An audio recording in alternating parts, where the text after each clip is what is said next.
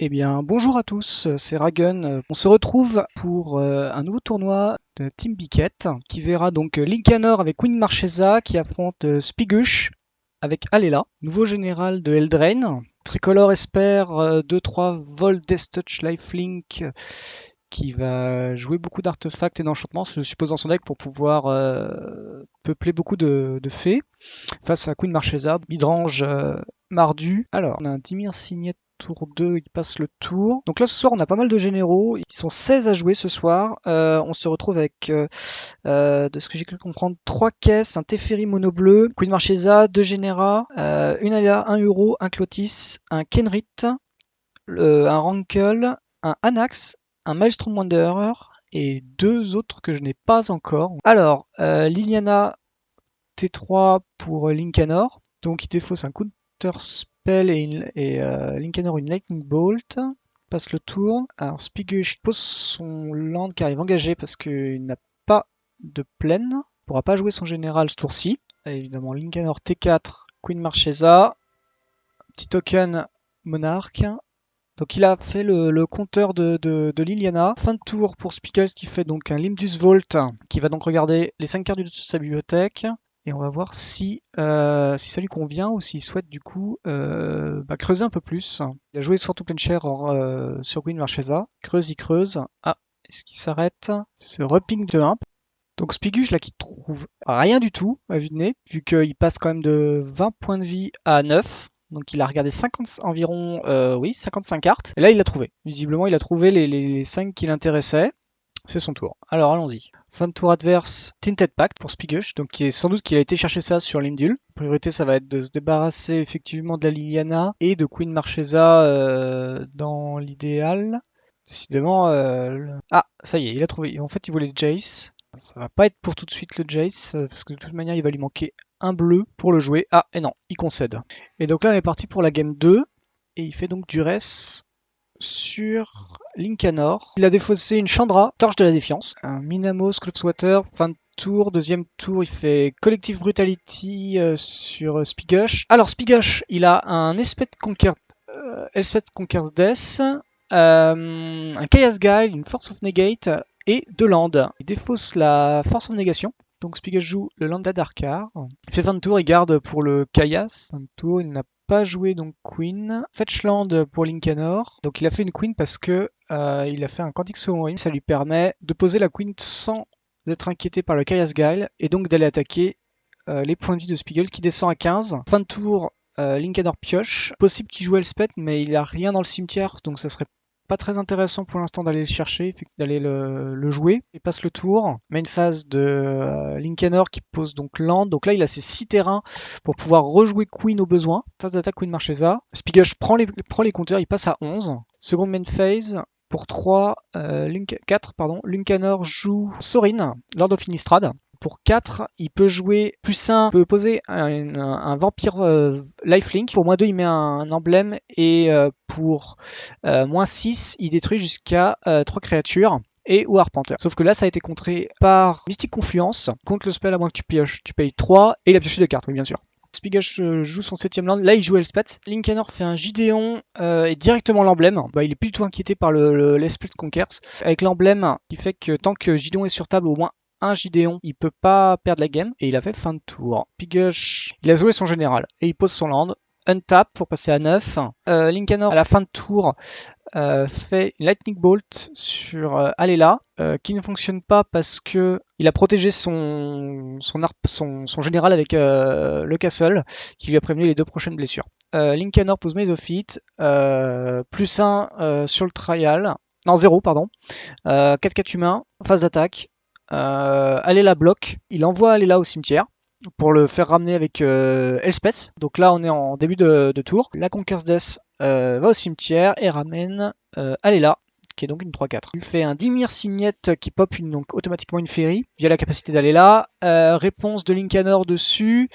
Qui là donc fait Murderous Rider sur Alela, prend 2 points de vie, donc il passe à 16. Il a 6 mana, il peut refaire Alela s'il veut. Non, il choisit de faire une fin de tour pour garder du mana. Pour 6, Chandra Awakening Infernal.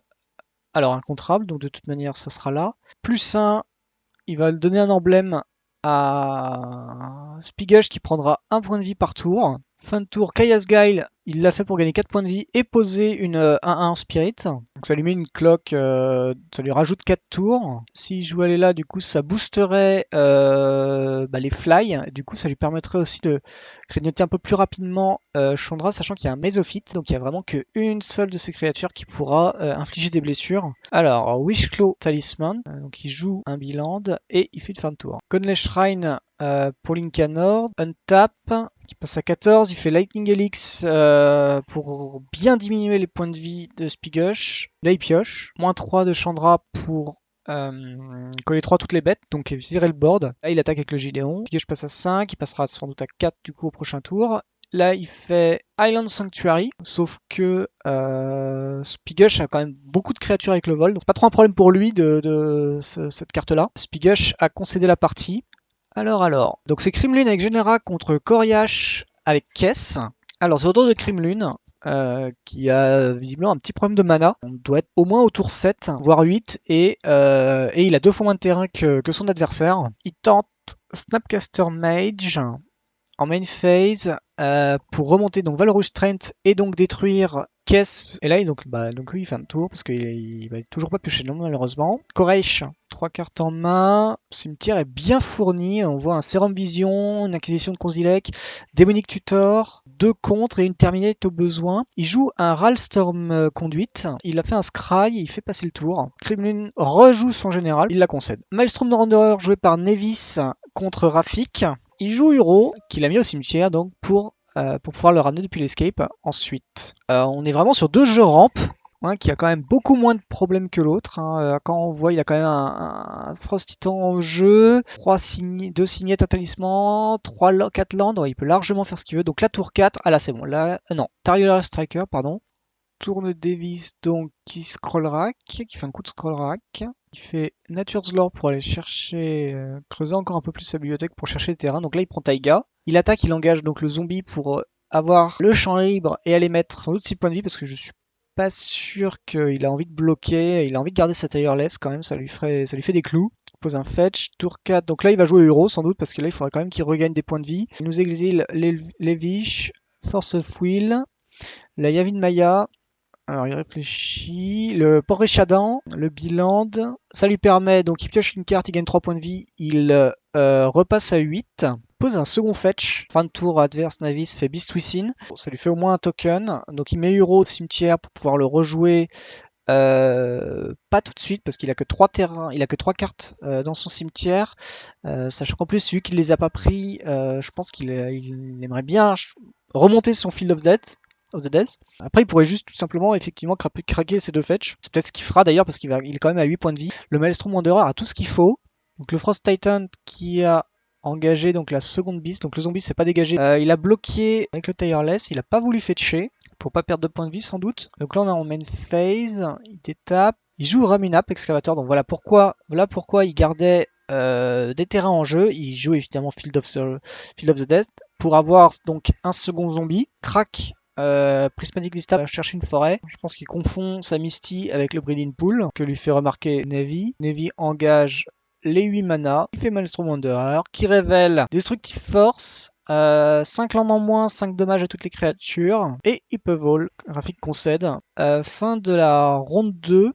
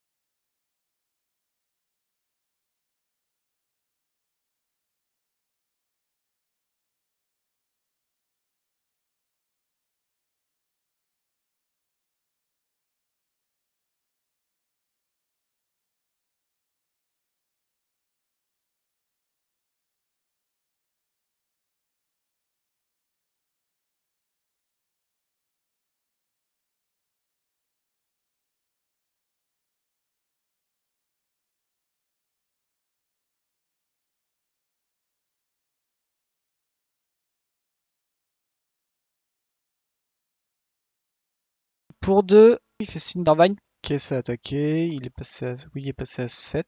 Il engage pour échelon pour engager un terrain. En réponse, Koresh fait Tinted Pact. On avait les 2 Jace, Dreadborn, son Ral.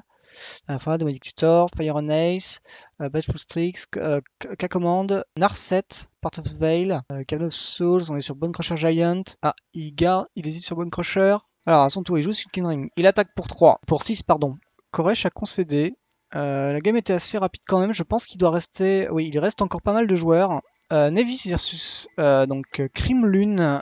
Donc Genara contre Maestro Moneur. Ah bah, décidément. Ah non, c'est bon. Et là, c'était. C'est Nevis qui a concédé, donc on est sans doute sur la 3e peut-être ou la 2e. Et là on voit les mains, là c'est intéressant. Crim Lune garde une main à 6, 3 landes en main, un Birds, un Skurland et un Blossoming Defense. En face on a Nevis qui a gardé une main à 5 avec Ravland, il a gardé avec un Fetchland en main, il a 4 terrains en tout, dont un Crystal Vein et un Brainstorm. Là il ouvre Blood Moon, très très bien contre Crim Lune. Il a que des bilands, aucun Fetch en main pour pouvoir aller chercher un Basic Land. Crim Lune qui en dessous quand même pendant sa pioche a été chercher un Stoneforge Mystique. Alors sur Brainstorm, il ouvre un Kessig, un Ugin et Marche des Éons. Un petit peu trop tôt effectivement, parce que c'est quand même beaucoup mieux quand c'est cascadé. Il a remis effectivement le Ugin et la Marche des Éons au-dessus de sa bibliothèque. Crim Lune qui joue T2. Général qui arrive vraiment à un point nommé parce que là c'est Blood Moon direct, de toute manière il a plus que ça en main. Donc Crim Lune qui se retrouve avec que des montagnes, 3 montagnes et un Birds, donc par contre qui lui fera son mana pour sa mana leak ou sa Stoneforge Mystique. Donc par contre avec ces montagnes effectivement il peut jouer et équiper un Sculptland. Et il attaque. Nevis qui prend, il prend 4, il ouvre son Walk the Eon, il joue Kessig et ça risque d'être une fin de tour parce que de toute façon il peut rien faire d'autre. En fin de tour, Crim Lune va augmenter Genera, il va lui mettre un compteur, donc il passe à 4K, donc 5-3 avec le Sculptland. Il pioche un land, il touche un Wooded Bastion qu'il joue, il attaque, 5. Nevis passe à 10 et il pioche un terrain, malheureusement. Il a fait fin de tour. Crim Lune qui a fait Dryad d'abord, il fait fin de tour parce qu'il garde pour le mana leak. Donc là il joue, il ouvre une capture de Jinzu. Pareil, un autre tour supplémentaire. Donc là il concède. La Navis concède. Qu'est-ce qui nous reste qu'on n'a pas vu encore ? Et on peut voir les mains, j'adore ces joueurs qui nous laissent voir leurs mains. On se retrouve avec Cléomer et Kess contre Tipex et Kess. On est c'est au tour de Tipex qui attaque avec son général. Il attaque Ralstorm, donc il passe à 5 compteurs. Là il tente de grignoter Tipex un Bone Crusher Giant et donc du coup trigger de Ral qui va lui mettre un dégât de plus et joue un Cryptic Command, contrer le Bone Crusher et je sais pas trop ce qu'il a fait avec son cryptique. Donc Cléomen qui lui de son côté a un petit problème de land visiblement parce qu'il en a quand même un de moins que son adversaire. Il a ouvert un temple. On peut supposer que le Kess n'est jamais arrivé sur le board donc il coûterait 4. Il pourrait le jouer. On a une miscalculation en main. Il n'est pas inquiété, déjà Tipex n'est pas vraiment inquiété de son adversaire. Il a un Time Warp en main, mais il a quand même 8 landes, 7 pardon, ce qui lui permet largement de payer la taxe de miscalculation au besoin. Il engage 8 landes avec le Arcane, pardon. Donc il engage 2 landes, il joue la Kappa de Kess et il fait une Tic Pact. Et c'est passé. Alors, on a un Rakdos, un Capture of Jinzu. Il hésite sur le capture, il hésite à le prendre. Il repasse après, il prend Electrolyze, Duress. Duress, ça pourrait lui permettre d'assurer un peu de voir aussi ce qu'a son adversaire et de savoir que il a 2 contres en main.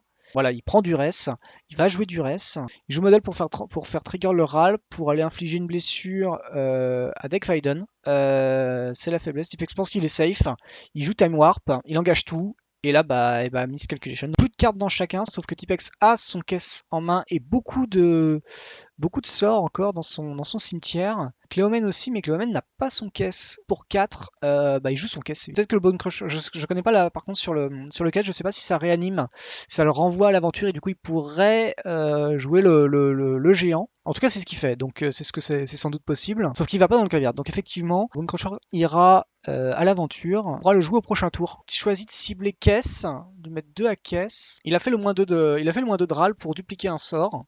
Et il a fait Bone Crusher donc pour tuer le caisse d'en face, infliger 2 fois une blessure à Deckfaiden qui passe à 3. Cléomen reprend l'avantage. Il a ouvert un Ral Storm Conduit. Est-ce qu'il va jouer la capa Deckfaiden peut-être avant? Donc il ouvre 2 terrains, enfin un terrain et un caillou. Ça lui sert à rien donc il est défausse effectivement. Qui joue le Ral ou est-ce qu'il préfère jouer son général? Mais sachant qu'il y a un Ral Storm Conduit en face et un Chain Lightning. au cimetière pour 6, donc il rejoue le caisse. Donc Cléomène pioche une île, donc il joue 4. Il joue à Erebos Intervention du coup, oui voilà. Donc là il va jouer, donc il va targeter caisse. Donc trigger de Ral, donc deck reprend 1, il repasse à 3. Westland, il détruit le Reflecting Pool. Empêcher son adversaire effectivement d'avoir 8 mana au prochain tour. Phase d'attaque, caisse attaque, il cible, il va chercher Dagfaden. Dagfaden part au cimetière. Tipex pioche et pioche Mystic Confluence. Mystic Confluence, donc du coup, il peut renvoyer le caisse et piocher des cartes. Il nous ouvre une Damnation et un Trône de Nemesis. Donc bonne pioche, mais malheureusement pas assez de terrain. Cléomène qui pioche Fire on Ice. Est-ce qu'il hésite? Non, il joue bien Chain Lightning. Voilà, non, j'avais pas bien vu. Je pensais qu'il était toujours à 2 compteurs le RAL. Effectivement, il a doublé donc les effets du Chain et 2 de plus avec capacité de RAL. Donc là, RAL arrive en jeu. Là, il fait donc Damnation. Donc du coup, il a doublé le Damnation juste pour que la capacité de RAL se déclenche 2 fois et infliger les 2 dernières blessures au RAL adverse. Bloodsightmere chez Cléomène fait revenir de l'aventure le Bone Crusher Giant. Fin de tour, garde du mana pour le Fire and Ice. Il a pioché du coup Wooden Foot Hill, il a fait le Scry de Ral, il l'a laissé au-dessus. Pour 3, il va faire tourner de Nemesis. Alors, est-ce que son adversaire a envie de faire un Fire and Ice directement chez Tipex, sachant que Tipex là, donc du coup, n'a plus de cartes en main, donc là, clairement, c'est une ouverture. Il n'a pas de contre, il pourra pas contrer. Mais par contre, le caisse d'en face coûte 1 bras et demi. Ah, il joue Tail's End. Ça va permettre de contrer caisse ou une capacité d'oral. Caisse à 6. Tipex pioche Jace Welder of Mystery. Il a une pièce de combo. Tintic Pact est au cimetière. Et ou même en exil. Donc là, il va falloir trouver une autre solution pour pour gagner sur la capacité statique de Jace, qui fait que si il a plus de cartes dans sa bibliothèque, il a gagné. Il a pioché une montagne et il a défaussé le Collagen's Command et le talisman, je crois, j'ai l'impression. Cléomène pioche son Mental Misstep. Phase d'attaque, qu'est-ce qui attaque? Il le prend, Tipex passe à 1, il tente Fire and Ice et c'est la game. Tipex a perdu, toujours sur des problèmes de mana visiblement, donc ils ont gardé tous les deux une main à 6. Cléomène a gardé une main et il a ouvert un troisième land, donc il a une Cavern of Soul, un futur Biland, voilà. Un autre fetch, il a Call Against Command, un Spell Snare et il avait un Mental Step en main. Tipex, donc du coup, sur Inquisition de Kozilek, lui montre un Biland, une Force of Negation, un Drone in the Lock, un Chain of Smog, donc une carte qui fait défausser 2, donc le target player défausse 2 et il peut copier le spell pour refaire une nouvelle target. Et un Belfustrix. Tour 2, il a pioché un talisman d'indulgence, il va aller jouer son talisman. Non, il joue le Strix peut-être. Non, le Strix a été défaussé, pardon. Donc là, il joue le talisman d'indulgence, ça lui fait son mana rouge pour son caisse. Alors, du coup, il a choisi de se défausser donc du Mental Misstep et de Call Against Command. Garder le Spell Snare et le Swamp. Il a pas de bleu, Cléomène n'a pas de bleu. Quoi? Non, il a fait sur son fetch, il va chercher Volcanic Fallout qui fait Spell Snare. Donc là, ils se sont défaussés de leurs mains littéralement parce que Tipex a rebondi systématiquement. Cléomène a fait rebondir le spell. Tipex a fait rebondir lui-même aussi et donc du coup ils ont perdu le main. Tipex ouvre un Nimtotura qui fait caisse. Cléomène ouvre son 4ème land aussi. Il a un Tinted Pact en main, donc ça va lui permettre d'aller chercher ce qu'il veut. Mais je pense qu'avant il va quand même faire son caisse. Qu'est-ce qu'on peut avoir en face? En face, on peut avoir un Drone in a Lock qui va détruire le caisse adverse, ou sinon un Gitassian Probe. Voilà, il veut tuer, il tue caisse. Counter spell pour Cléomène. Il sait que son adversaire n'a pas de noir, donc n'a pas de bleu, donc il peut y aller. Donc il nous avait un Cryptic Command, un Spellseeker, et il prend et il ouvre Flame Slash, il le joue, caisse c'est reparti. Counter spell aussi de la part de Tipex. Narset, il ouvre un Demonic Tutor. Force Spike pour Cléomène, ce qui est pas mal vu que ils sont tous les deux un peu en galère de terrain. Trigger de Narset qui révèle 4 terrains. Il manque un bleu pour son Cryptic Command, ça aurait été pratique. Démonic Tutor, du coup, il a été chercher un tower. D'accord. Donc c'est passé. Démonic Tutor est passé. Il a été chercher son Command Tower pour avoir vraiment son Triland. Et il le fait. Et il fait Île de Tourak. Pas de raison de dévoiler effectivement le dernier contre qu'il a dans la main. Donc il counterspell. Il ouvre une Force of Will, décidément. Il est bien équipé là. Il est bien équipé. Tipex qui pioche son 5ème land, qui grâce avec le talisman pourra jouer un caisse. Il a une bolt. Il dit rien, il fait fin de tour adverse. Tipex paye 4 pour faire Cryptic Command pour piocher une carte supplémentaire et renvoyer un terrain. Oui, il renvoie un permanent, il renvoie un terrain. Il joue un signette, ça lui fait toujours son 6ème mana et il y va, il fait caisse. Il se sent tranquille. Il a laissé le caisse arriver en jeu et il a contré le Gitaxian Probe. D'accord. Et il bolt en plus la Narset. Il a pioché une Misty dans les Forests. et il a fait fin de tour. Caisse attaque, il fait passer à 9 Cléomen. En seconde main phase, il joue un Into Turak qui va défausser donc du coup le Mysterious Forest et la Force of Will. Il ouvre une Narset, il tente de la jouer. Son adversaire fait Counter Spell. Non, il le laisse en jeu. Sur le trigger de Narset qui passe à 3 compteurs, il fait Electrolyze pour le faire passer à 7 points de vie. La Narset qui ne fait du rien et Cléomen a concédé. Bon bah sur ce, moi je vous retrouve la semaine prochaine j'espère pour un nouveau tournoi Magic Biquette. Voilà, bah, c'était Ragun, bisous.